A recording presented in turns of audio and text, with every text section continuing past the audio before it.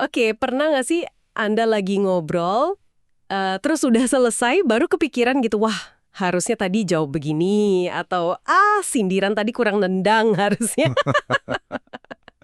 Haha, sering banget itu kayaknya ya. Perasaan gemes gitu ada namanya oh. Lesbie de l'escalier. Momen brilian yang datangnya telat. Nah, iya itu pas banget. Kali ini nih kita mau coba bongkar salah satu sumber kiriman Anda, khususnya dari bab 20 buku Thank You for Arguing. Judulnya aja udah bikin penasaran. Dapatkan kecerdasan instan. Kayak, gudang senjata kecerdasan ala Monty Python gitu katanya. Betul sekali. Bab ini fokusnya ke figur retoris. Atau kalau bahasa Inggrisnya, figures of speech. Tapi penting nih, ini bukan sekedar hiasan kalimat aja loh. Oh, bukan sekedar gaya bahasa gitu ya? Pikir yang sistematis. Semacam, ya kecerdasan siap pakailah.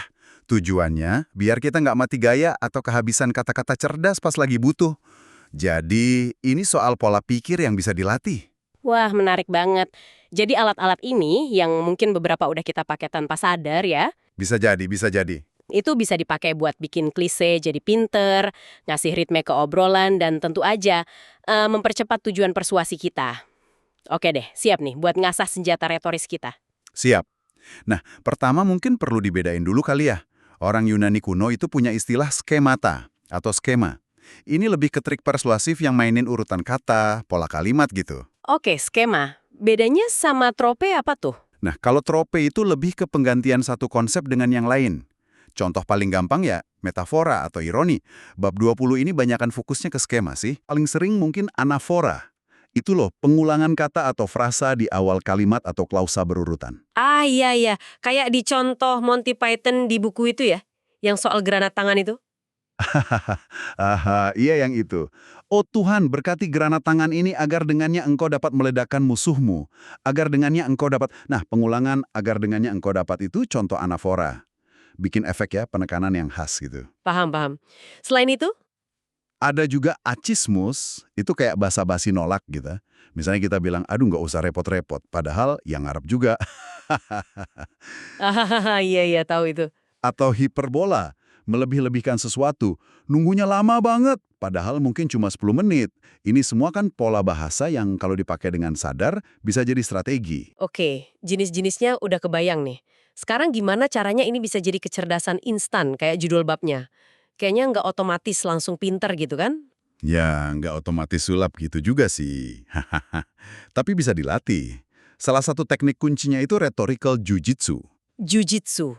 Maksudnya? Iya, kayak bela diri jujitsu.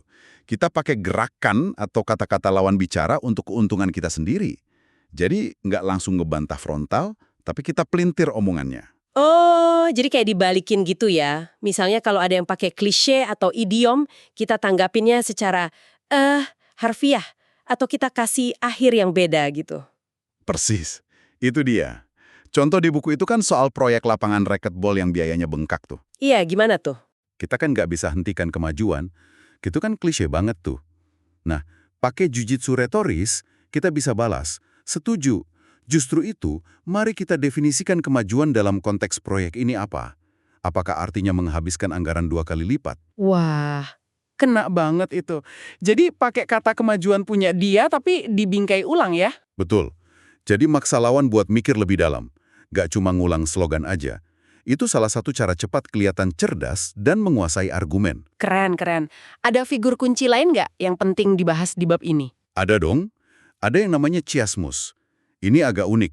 Struktur kalimatnya dibalik, kayak cermin. A, B, terus BA gitu polanya. Contohnya, yang paling gampang diingat. Yang paling klasik ya, dari John F. Kennedy itu. Jangan tanya apa yang negara Anda bisa lakukan untuk Anda. Tanyalah, apa yang bisa Anda lakukan untuk negara Anda. Ah, iya, iya. Itu kuat banget ya sarannya. Tapi itu kan formal banget ya, kayak pidato. Bisa nggak sih dipakai di obrolan biasa? Bisa aja sih, tapi mungkin bentuknya lebih sederhana. Kuncinya di efek kejut atau penekanannya, karena polanya nggak biasa.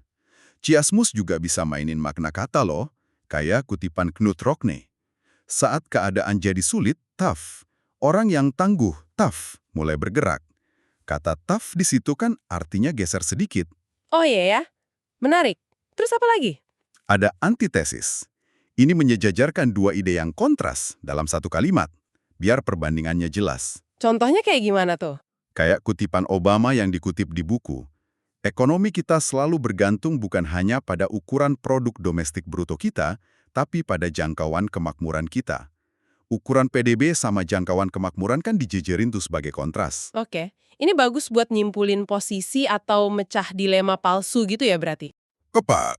Atau bisa juga pakai dialesis. Ini kalimat yang polanya bukan ini, tapi itu.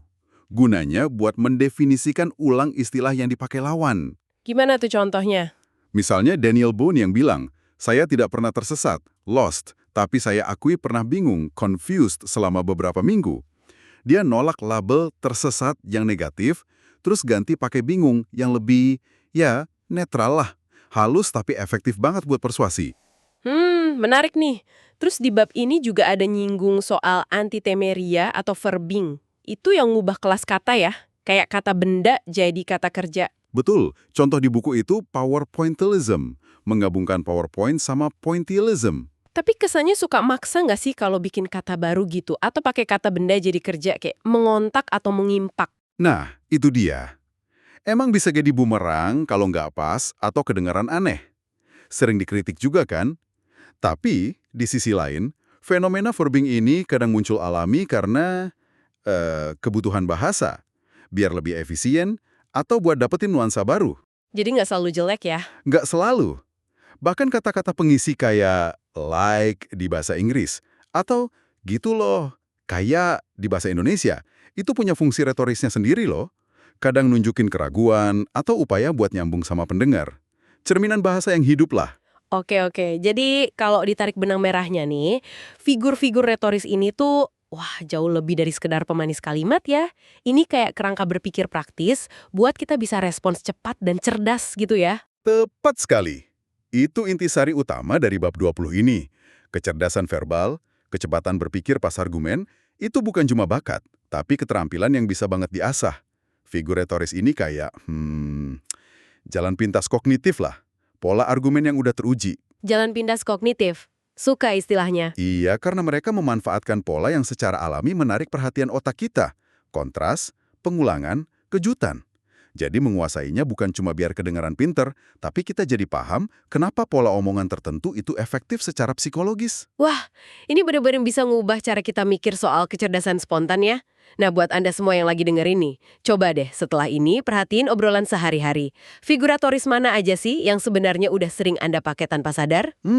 Pertanyaan bagus tuh. Ya, tendangan ekstra lah di argumen Anda selanjutnya. Betul. Coba direnungkan deh. Karena kalau kita udah bisa pakai ini secara sadar, wah itu bisa banget ningkatin kemampuan kita berinteraksi, nangkep nuansa argumen lawan, dan ujung-ujungnya ya lebih efektif meyakinkan orang lain. Ini soal gimana kita bisa lebih pegang kendali narasi dalam percakapan kita.